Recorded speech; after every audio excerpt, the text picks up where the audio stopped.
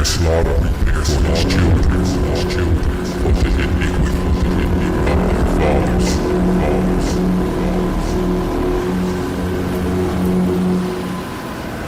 Who's pushing this theory? Well, certain academics, for one. Their hypothesis got a big bump in 1976 when a writer and amateur anthropologist named Arthur Koestler published the now-debunked book, The 13th Tribe. Koestler thought that by proving Ashkenazi Jews were actually more European than Semitic, it would upend the foundations of European anti-Semitism. Ironically, Koestler's claims only served to feed anti-Semitism by accidentally resurrecting a theory that would only go on to serve the interests of bigots and the uninformed. After its publication, supporters expounded upon his claims even further, while detractors called it anti-Semitic. But why would the hypothesis be anti-Semitic instead of just another scholarly theory? It makes more sense when you look at some of the recent supporters of the theory, especially those outside of academia. These include online commenters, who use it to delegitimize the Jewish people by classifying them as a fake nation, and even political leaders like the Palestinian Authority leader Mahmoud Abbas.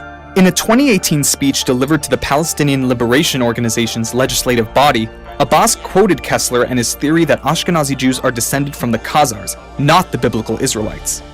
The allure of the hypothesis to someone like Abbas is clear. It delegitimizes Jewish claims on the land of Israel. If Ashkenazim came from what's now Russia, then the assertions of an ancestral nationhood in the ancient land of Israel are easily dismissed.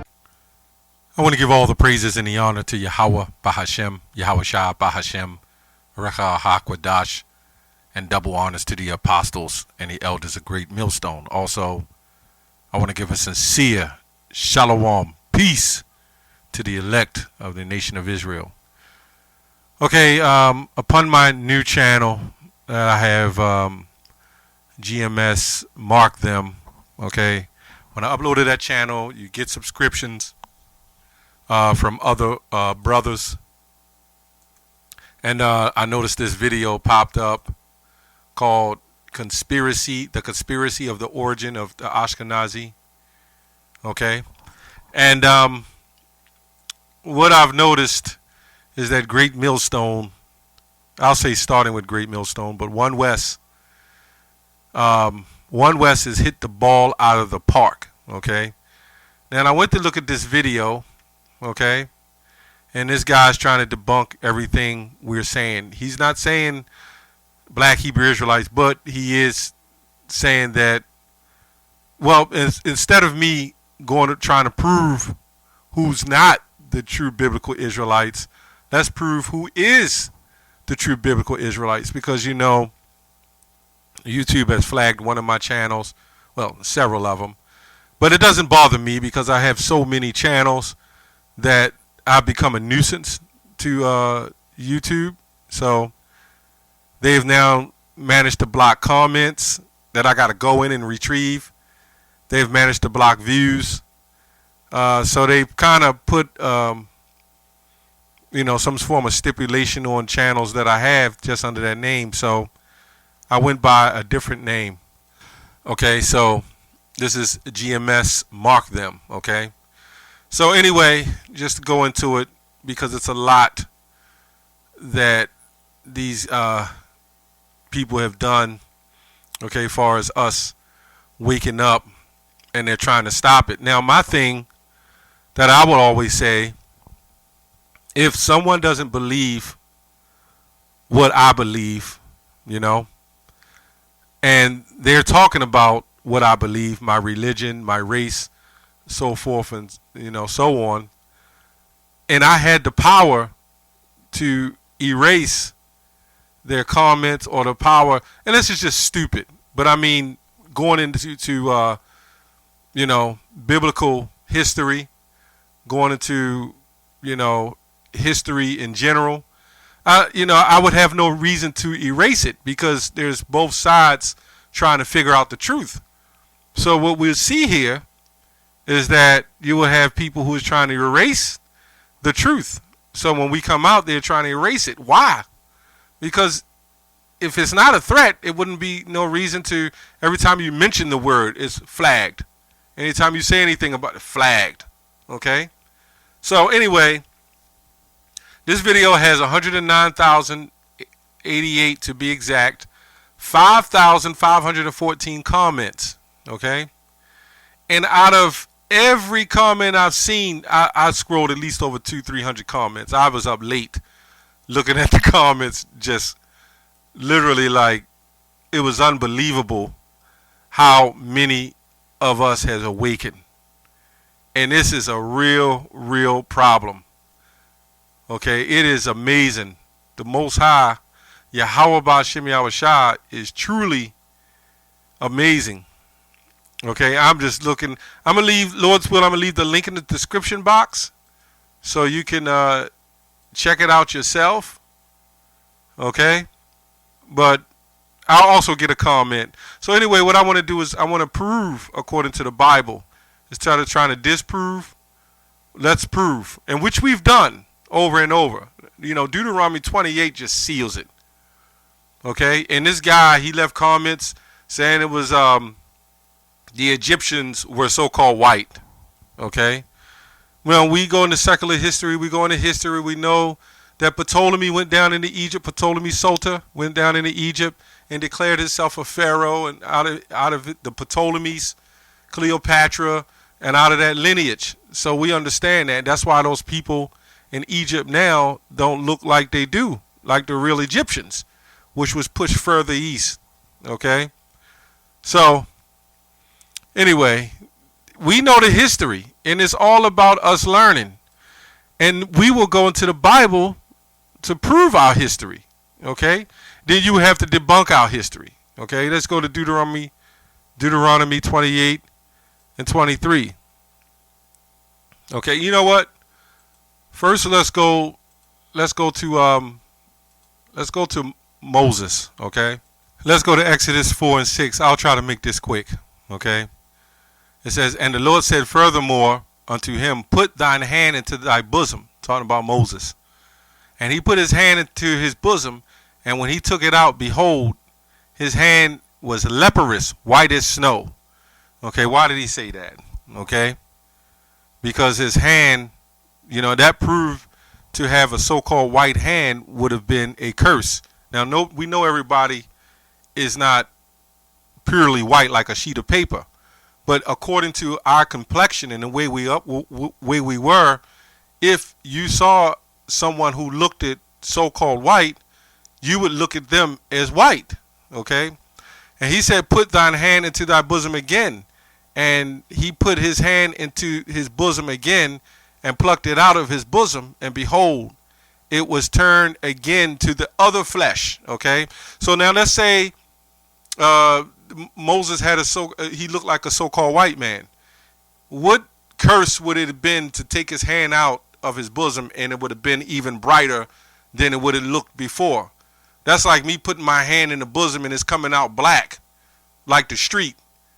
That's not a curse, you know, because if I put my hand and I'm a dark brown skinned person and I pull my hand out and it's black as the street, how is that a curse? That's not a curse. Okay. Anyway, let's go to Deuteronomy 28 and 23. Real quick. This is how we got to prove it. So we know that Moses was a so-called black man. Okay. We know that by a process of elimination and how, you know, everything is set up. Okay, Deuteronomy 28:23, "And the heaven that is over thy head shall be brass," right? "And the earth that is under thee shall be iron," right? Now when you see us, when we come into slavery, they put the brass on our head and they put the shackles on our feet. Okay? Now this is another problem I'm having. You know, if there's a great earthquake, everyone will say it's biblical. Okay, this is a biblical event. Okay, it's the act of God. They only say it with your insurance. If they don't want to pay you, they'll say it's an act of God. Right? Now, you mean to tell me with the slave ships and the treachery, even the fleeing out of, because some of this goes into 70 A.D., even the hell we caught in 70 A.D., even after 70 A.D., Mount, I believe, Herculaneum, the volcano eruption, you know, and all the hell that the Israelites caught. You mean to tell me that's not biblical?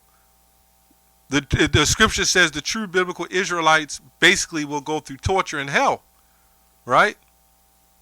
But you mean to tell me the Lord created another nation of people to go through the less torture of hell, right? Or go through all that, and then other people come in and say it was them who never went through nowhere near that and doesn't even have fit the description of these things that we're speaking of. So this is not making sense. How can a people go through this kind of torture and this kind of hell, and it's not biblical, but somebody go through a whole lot less, which we know that's not even real, but they go through a whole lot less, and all of a sudden that makes them biblical? That makes it biblical? It's not at all adding up, you know? Let's go to verse 32. Okay? I'm going to try to make this quick. Okay? Thy sons and thy daughters shall be given into another people. Okay? Who this happened to? Okay? And see, you can't trick us anymore. Okay? We have it. We know. There's nothing you can do about that. See, these people, I read the comments. Some of them said that the so-called Negroes are sub-Saharan Africans. Like all black people, that's what they said. All black people are sub-Saharan Africans. Okay? But there's so-called black people all over the world. But we come from sub-Saharan Africa. And then even in their DNA, even in their so-called DNA, they learned in their DNA that all people come from the region of so-called Africa, which we say Israel. Okay, but somehow this is the lies that they propagate. Now somehow we just sub-Saharan, sub meaning lower, the lower parts of Africa. So we wasn't in the upper parts of Africa, and then the Egyptians were white. Does that make any sense? Egypt, okay? Now it's not making up, it's not adding up. And Moses passed for an Egyptian. But yet he put his hand in his bosom and it came out white as a curse. Unbelievable. And thy eyes shall look and fail the longing for them all the day long. And there shall be no might in their hand. Okay. Let me go on. Let's go to 36. Okay. It says, the Lord shall bring thee. Okay. Basically, the Lord shall bring thee and thy king which thou shalt set over thee unto a nation which neither thou nor thy fathers have known, and thou shalt serve other gods, wood and stone. Okay. That's what that says. The wood and stone, we worship, we celebrate the cross, we celebrate that wooden cross and that Islam. Okay. We celebrating all those. Also in this very book it said, and thou shalt put a yoke of iron upon thy neck till thou destroy thee. So let's go to 68. This was always controversial, and it's really not even controversial. And the Lord shall bring thee into Egypt again with ships. Okay. So you had the Suez Canal. Now you didn't need to go to Egypt with ships. Okay. But you know, you got people who will rewrite history and say, oh, we went to Egypt again with ships. What reason was it going to Egypt again for? Egypt is no more. That's not making sense either. Okay, that word Egypt goes back to the word Mizraim. Okay, or the land of bondage. Okay, and there wherefore shall speak where I spake of thee, thou shalt see it no more again, and there ye shall be sold unto your enemies for bondmen and bondwomen. See, our hell and our condition and the slave trade and the stuff we went through, that don't mean nothing to these people. That's all they're saying. Oh, you just sub-Saharan Africans. We just took you and threw you into slavery, and that's all you're good for. That's what they say, and that's how they think of you. But you know what? We got the spirit and power of Yahweh B'Shem Yahushua, okay? And there ye shall be sold unto your enemies for bondmen and bondwomen, and no man shall buy you, which means redeem you, okay? Like you go to the store and they say redeem your purchases, okay? That when you go into the Hebrew, that's talking about redeem you. Buying is redeeming you. No man's going to redeem you. Let's go to Joel. And they have cast lots, Joel 3:3, and they have cast lots for my people, and given a boy for an harlot, and sold a girl for wine that they might drink. who did that. Who funded the slave trade? Who funded them? And Google it. And who set it up? Right? And who built those ships? Okay, it goes on to say, ye, and what have ye to do with me, O Tyre and Zidon, and all the coast of Palestine? Okay, that's why the king of Egypt, Nassar, whatever his name is, he said the Jews left black and came back white. Right? Because you had those people that didn't even belong there. The Israelites belong there, okay? But not yet. And when the world is at rest, this is how also we know when the world is at rest, we will be there, okay? The Israelites will be there. And will ye render me a recompense, and swiftly, and if ye recompense me swiftly and speedily, I will return your recompense upon your own head, right? So that's going to the other nations as well, the so-called Arab nations. They had a hand in that too. The Hamitic, nations, okay? Isaiah 51:9. Well, let me get this comment real quick. Okay, I want to read a comment this guy left. This is our people though. They're always trying to simp on the side, man. Let me get this real quick. Okay, this guy here, his name is Abadiyah Yasha'al. So there's some guys that's not of One West, He says, I do not adhere to or support the genocide or racism of any of the families of the earth. All forms of racism are wrong. However, facts are facts. The truth is of Yah is totally separate from racism. Where you get that from? Intolerance, genocide, and the other exercises of wickedness of mankind. We of the house of Yasharal are not affiliated with the BHI movement in any way. We do not subscribe to their pagan practices. What pagan practices? Okay, it's talking about the Star of David. Also do not agree, which we don't wear it either, also do not agree with the use of profanity. Okay, especially, so these guys would never believed in Yahushua. Okay, when Yahushua used harsh words, they wouldn't have read Matthew the 23rd chapter. This is clearly why our people are destroyed, especially by handling the scriptures, which you really shouldn't be overly using profanity while using in the scriptures anyway, because of the offense. But in some cases, men are men. This is that Christianity way is why we are destroyed. Okay, so let's see if the Most High is not racist. Let's go to Leviticus 20:26. He's talking about the Israelites. And ye shall be holy unto me, for I am the Lord, and am holy, means separate. Okay? Okay? And have severed you from other people, that ye should be mine. Oh, that's racist. Read Amos the 3rd chapter as well. When he says, Amos 3:1, I will punish you for, you only have I known, therefore I will punish you. Okay? Isaiah 51:9. These guys don't know. If you're like that and you have that behavior and that way of thinking, the Lord is like Jesus Christ, you have no business, connecting with being a Hebrew Israelite. The whole point of being a Hebrew Israelite is being a leader, a king of your nation.